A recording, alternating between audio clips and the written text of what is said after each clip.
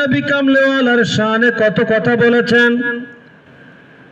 রহমতের নবী পাওয়ার আনন্দ তো আল্লাহ নিজেই করতে বলে দিয়েছেন।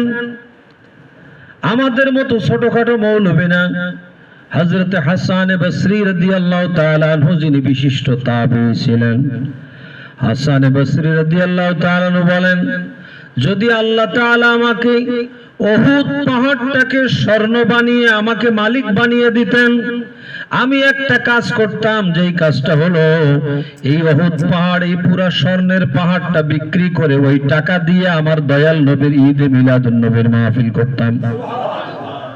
আমার এত আশা, পৃথিবীর সবচেয়ে বড় সম্পদের মালিক যদি আমি হতাম, সব বিক্রি করে দিয়ে আমি রহমতের নবীর মিলাদুন নবীর মাহফিল আমি করতাম। কারণ আমার নবীর শুভাগমন এত বড় আনন্দের, যিনি শুভাগমনের কারণে সবাই খুশি হয়েছে, একজন মাত্র খুশি হয়নি, তার নাম কি?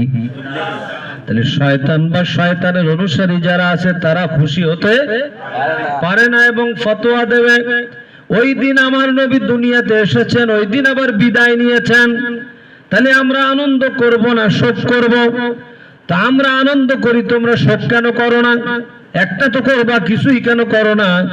আসলে আল্লাহ তাআলা তাও কোরআন শরীফে বলে দিয়েছেন, ইন্নাকা মাইয়িতুন ওয়া ইন্নাহুম মাইয়িতুন। আমার হাবিবের ইন্তেকাল আর তোমাদের ইন্তেকাল একরকম না। আমার হাবিবের ইন্তেকাল এমন যে আমার হাবিব ইন্তেকালের পরেও জিন্দা নবী, হায়াতুন নবী।